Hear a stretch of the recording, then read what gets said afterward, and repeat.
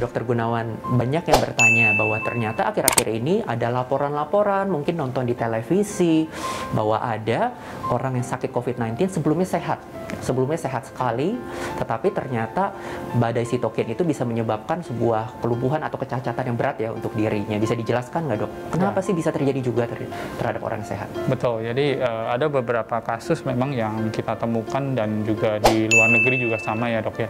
Jadi banyak orang-orang yang memang tadinya sehat sekali, olahragawan, mungkin beliau yang atlet ya, bahkan bisa mengalami badai sitokin. Sampai detik ini memang kita belum tahu dengan jelas apa yang men-trigger terutama pada orang-orang sehat ini. Bisa juga karena respon imunnya yang sangat berlebihan sehingga muncul yang dinamakan badai sitokin ini. Bisa juga di-trigger lagi oleh pemberian obat-obatan misalnya, atau pemberian semacam antibodi yang diinfuskan, yang dimasukkan ke dalam badannya. Karena pada prinsipnya badai sitokin ini kan muncul karena ada respon perlawanan dari badan kita. Jadi kalau respon perlawanan itu ditambahkan oleh sesuatu hal, misalnya ditambahkan oleh antibodi seperti plasma konvalesen itu ya, itu kan isinya antibodi juga dari orang yang sudah sembuh, itu bisa memicu badai sitokin kalau kita tidak hati-hati memakainya, seperti itu. Jadi cukup kompleks ya, cukup Dok. Kompleks, banyak faktor yang berperan untuk terjadi badai sitokin.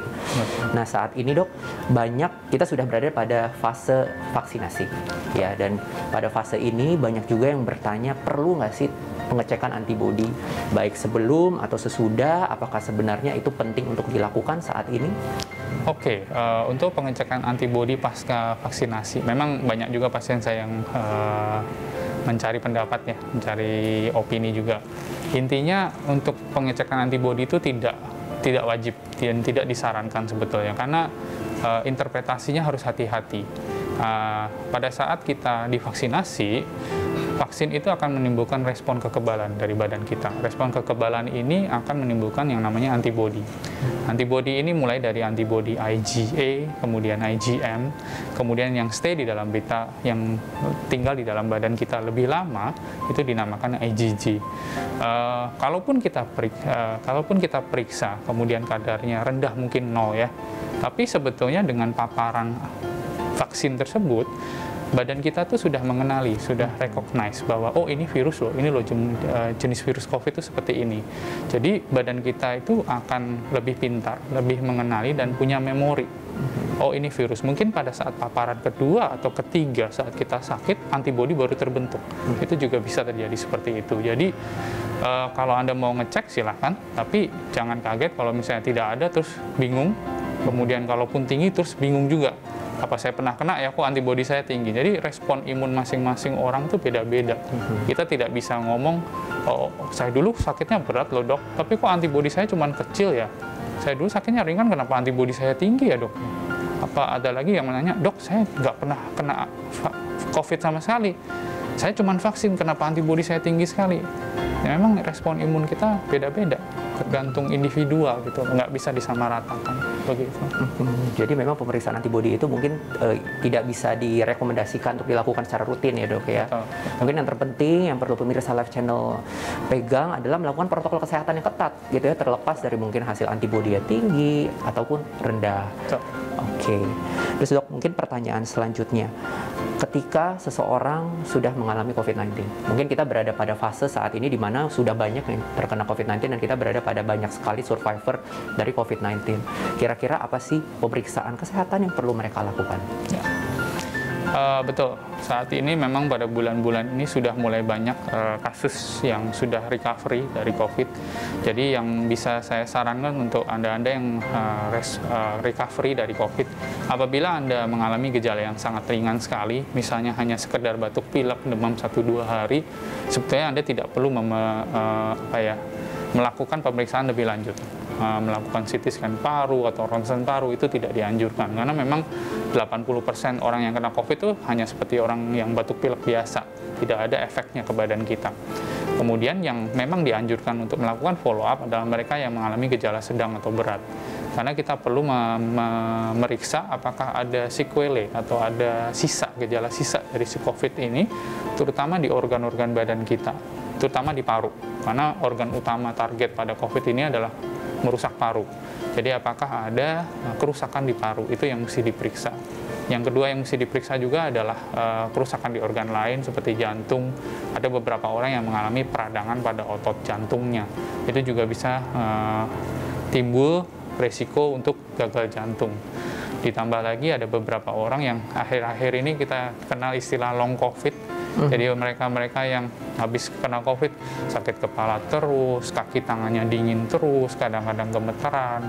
Itu memang sering kita temukan dan sampai saat ini memang masih banyak teori dan masih banyak perdebatan mengenai hal ini. Jadi memang kalau bisa setelah Anda mengalami serangan COVID yang sedang berat, ada baiknya untuk periksakan diri kembali ke dokter Anda. Oke, Gitu, Dok. iya, jadi Dokter Gunawan tadi sempat menyinggung terkait COVID sedang berat, khususnya mungkin pemeriksaannya ditekankan bagi mereka yang mengalami gejala sedang dan berat ya dok ya. Betul. Terus menyambung pertanyaan sebelumnya bahwa COVID sedang berat itu lebih baik melakukan pemeriksaan kesehatan. Ada salah satu kejadian pasca COVID yaitu fibrosis paru. Mungkin Dokter Gunawan bisa jelaskan nggak apa sih sebenarnya fibrosis paru yang terjadi pasca COVID-19? Ya, jadi kita tahu bahwa COVID ini menyerang saluran nafas, terutama terjadi peradangan di paru. Ibarat kata paru kita mengalami seperti di kulit ya, kita jatuh, lecet, kemudian luka dan bengkak. Itu yang pertama kali terjadi. Kemudian setelah itu muncul yang kita namakan koreng ya. Jadi ibaratnya sudah mulai menyembuh tapi dia ada korengnya, luka. Nah, luka ini lama-lama akan menyembuh. Pada kulit kita bisa perhatikan yang dia akan berbekas kehitaman di kulit, atau bahkan yang parah bisa timbul namanya keloid. Jadi fibrosis ini semacam keloid yang ada di paru. Bahayanya pada paru adalah dia akan menyebabkan paru-paru ini tidak berfungsi dengan baik.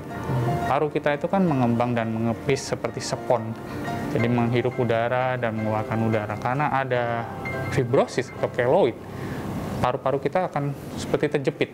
Jadi bisa kapasitas parunya itu jadi menurun seperti itu. Dan itu akan menurunkan kapasitas parunya dan kapasitas fisik pasien ini juga akan menurun. Dia cepat-cepat capek, cepat ngos-ngosan, berdebar-debar, dan itu akan mengganggu aktivitas fisik dia sendiri. Gitu. Oke dok. Banyak yang bertanya dok di masa COVID ini terkait vaksinasi. Sebelum vaksin COVID, banyak yang bertanya apakah mereka perlu melakukan vaksinasi pneumonia dan vaksinasi influenza. Sebenarnya kepentingan vaksin ini di tengah COVID-19 itu seperti apa sih dok? Ya, jadi untuk vaksin pneumonia dan vaksin COVID memang dianjurkan terutama mereka yang mempunyai komorbid penyakit penyerta seperti diabetes, hipertensi, dan lain-lain tersebut. Kemudian juga untuk mereka usia tua, di atas 65 tahun, dua vaksin ini diwajibkan. Pneumonia, kita punya pneumococcus 1-3 dan pneumococcus 2-3, itu harus didapatkan dalam jarak waktu 1 tahun. Kemudian untuk influenza sendiri diwajibkan untuk tiap tahun didapatkan. Kemudian kita berikan vaksin ini, terutama di tengah-tengah pandemi ini, untuk menekan kejadian pneumonia akibat penyebab lain seperti pneumonia. Ini vaksin pneumococcus namanya. Jadi ada kuman pneumococcus yang bisa menyebabkan pneumonia juga.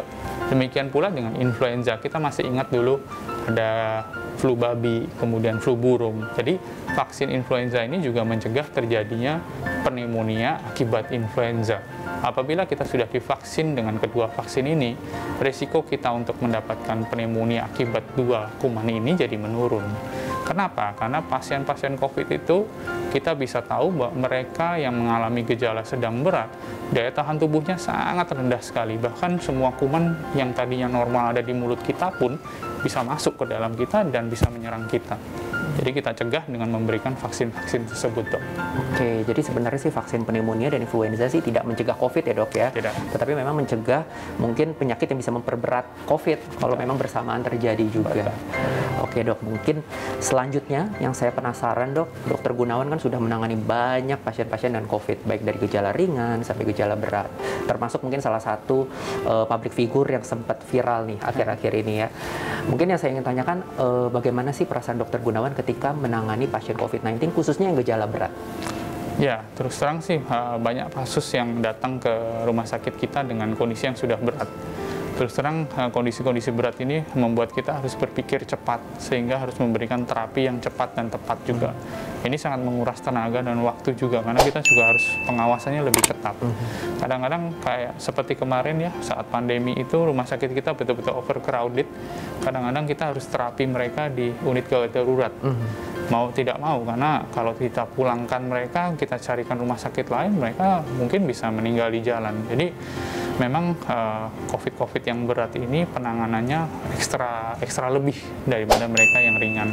Jadi kita sangat berat ya waktu itu, deg-degan terutama karena stres juga, karena kita juga dituntut oleh keluarga untuk memberikan yang terbaik, walaupun keluarga juga tahu sebetulnya seberat apa mungkin salah satu keluarga yang kena COVID, tapi kita juga mereka mengharap lebih supaya kita juga bisa menyelamatkan mereka. Itu sangat memberikan beban yang sangat berat untuk terutama kita tenaga kesehatan. Kadang-kadang mereka juga minta diawasi lebih ketat, dibantu misalnya untuk buang air besar atau buang air kecil. Kadang-kadang kita juga sudah capek, jenuh, pakai hazmat seharian, kurang makan, kurang minum, kurang tidur pula. Jadi terus terang sangat capek sekali, sangat capek sekali.